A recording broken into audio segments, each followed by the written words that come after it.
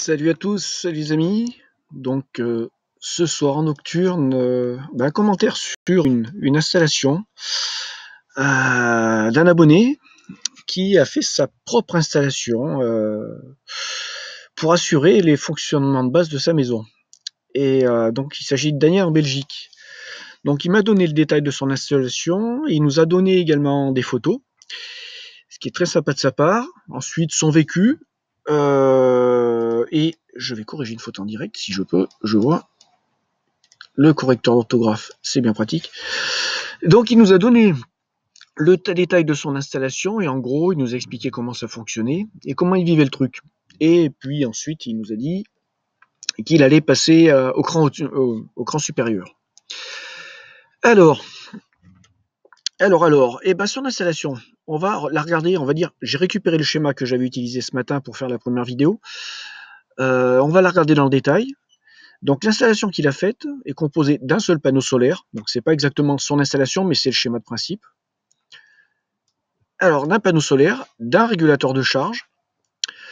Ensuite, lui, c'est un pack de batteries. Alors c'est des batteries de traction, donc en gros, c'est des batteries de Fenwick qu'il a achetées reconditionnées et d'occasion. Ensuite, il a un onduleur redresseur qui va produire du courant alternatif. Donc là, il n'y aura pas ce cas de figure récupération du 12 volts, ce qui pourrait totalement se faire ici en sortie. Mais bon, voilà, le schéma correspond exactement à ce qu'il a. Après, c'est juste du détail de représentation. Par contre, impératif, sur ce schéma de principe, il n'y a aucune protection. Dans toute installation électrique, il faut protéger chaque branche du circuit en amont et en aval d'un dispositif. Donc, sortie des panneaux, n'oubliez pas, vu l'exposition des panneaux, les parafoudres.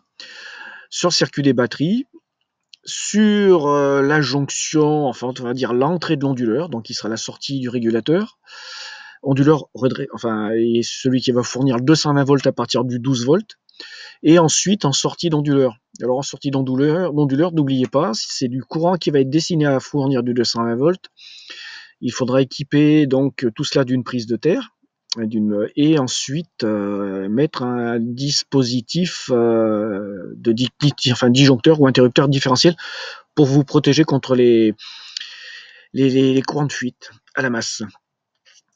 Alors, maintenant qu'on a vu en gros son installation schématiquement, et qu'on a rajouté les quelques éléments qu'il fallait rajouter pour que le schéma soit cohérent du point de vue de la sécurité, on va regarder un peu le matériel qu'il a installé. Donc ça, c'est le régulateur de charge qu'il a commandé apparemment en Chine directement par AliExpress.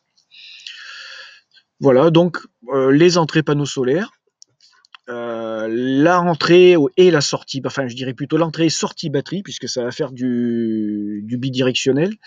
Et ensuite la charge, ça va être la sortie en 12 volts. Bon, ensuite, vous avez les boutons de paramétrage et de réglage du dispositif et ensuite l'afficheur. Donc ça, on a vu, c'était le régulateur de charge qui va récupérer la puissance des panneaux solaires et la réinjecter là. Par contre, il ne nous a pas donné d'infos sur les panneaux solaires. Si, on a des infos sur les panneaux solaires. Puisqu'en fait, on a tout le texte ici. 4 panneaux 250 watts, crête 105. Donc on n'a pas le détail, on ne sait pas si la tension exactement. 250 watts, ça doit pouvoir se calculer. Moi je pense qu'on doit être sur du panneau qui fait du 35, enfin du 40, du 38 volts, à vérifier. 30 volts à vide et 37, 38, non 38 volts à vide et 31 volts en charge. Enfin ce qu'on appelle circuit ouvert pour à vide. Alors ensuite, le régulateur, enfin on va dire l'onduleur à proprement parler, celui qui va fournir le courant alternatif, donc onduleur. Qu'est-ce qu'il a comme caractéristique? Alors c'est de l'allemand, je vais pas forcément être très à l'aise, on va voir ça, mais bon, je vais peut-être retrouver les informations essentielles. Donc 1000 watts en nominal et en maximal, et apparemment il peut encaisser des surcharges de 2000 watts. C'est un appareil qui est intéressant. Et ensuite, une consommation résiduelle, certainement, même s'il n'y a pas de charges qui sont collées au cul. Je n'ai pas utilisé de Google Translate, je récupère les données, je vous les décris telles que je les perçois. Un Alors ceux qui font allemand, bah, peut-être qu'ils arriveront à traduire, peut-être là on va sans doute parler de rendement, mais bon, je suis pas sûr. Alors, on va continuer. Donc voilà son installation. On a le régulateur de charge. Alors ensuite, ici, ce qu'on a en bas, ça doit être un interrupteur, je pense. Là, il nous a pas donné le détail, un interrupteur ou une protection, peut-être. À voir. Donc ceci, 300 ampères. Voilà, je pense que c'est un interrupteur, hein, mais je n'ai pas la confirmation. Donc ensuite, au-dessus, on a son onduleur, donc 1000 watts. Ensuite, ces batteries, donc ces fameuses batteries, alors qu'on appelle... comment on les appelle d'ailleurs? Il faut que je relise comment il les a appelés, parce que j'ai fait quelques petites recherches sur Internet. Batterie de traction, voilà exactement le terme, pour pas dire de bêtises. Donc, ces batteries, on voit qu'elles sont couplées. Donc, c'est des batteries qui fournissent 2 volts. Donc, pour arriver à 12 volts, il en faut 6. Et dans son description, il nous dit qu'il a 625 ampères-heure au total. Donc là-dessus, j'aurais besoin de faire quelques calculs pour voir un peu si le truc tombe pile poil dans les tuyaux. Et en allant plus loin, son panneau qu'il a mis en hauteur avec une belle petite pente, on n'est pas loin du... Oh oui, bon poids, du 30 degrés bon poids. Voilà, alors on va lire un peu ses commentaires maintenant. Donc le total du matériel, 490, bon, on arrondit à 500 €. Il a acheté le régulateur et le convertisseur neuf à 2 endroits différents, et les batteries c'est de l'occasion. Donc il m'a dit qu'en Belgique il avait trouvé ça sur un site qui était l'équivalent du Bon Coin en France, mais qu'en France, pour trouver ce genre de matos, il fallait vraiment chercher et être patient. Ensuite, il nous précise ses panneaux, 105 €, 250 watts crête, peut-être qu'il s'est fourni d'ailleurs au même endroit que moi je me suis fourni mes panneaux, puisqu'on est dans les mêmes prix. Ensuite, petit bémol, ce sont des batteries qui sont en entretien. Alors, bon, j'ai pas plus de détails que ça sur les batteries, donc on peut pas en parler. Et en plein hiver, donc, excusez-moi, il est jamais descendu à plus de 25% de décharge, sachant qu'il a tout l'éclairage, le frigo, et tout son éclairage n'est pas encore à LED. Alors, un des inconvénients de l'onduleur, c'est qu'il fait un peu de bruit. Forcément, pour sortir des watts, il a besoin de refroidir le tout, donc il y a un ventilateur à l'intérieur qui fait forcément un peu de bruit. Mais bon, tout est relatif. Moi, j'ai mon gros onduleur dans le garage, comme je le disais. Il y a garage, petite réserve et séjour. L'onduleur, quand il fonctionne à plein régime et que le ventilateur est à fond, je ne l'entends pas. Et de même façon, ma chambre est mitoyenne avec le garage. Je n'entends aucunement l'onduleur lorsqu'il tourne. Le seul moment où je l'écoute, c'est si il change de source, il y a un tout petit bip qui se produit. Alors, ensuite, il nous dit que tous ces appareils fonctionnent correctement. 1000 watts, un aspirateur 1000 watts aussi. Et il nous avait donné une petite info. Voilà, donc là, le système est en service H24, frigo plus éclairage maison.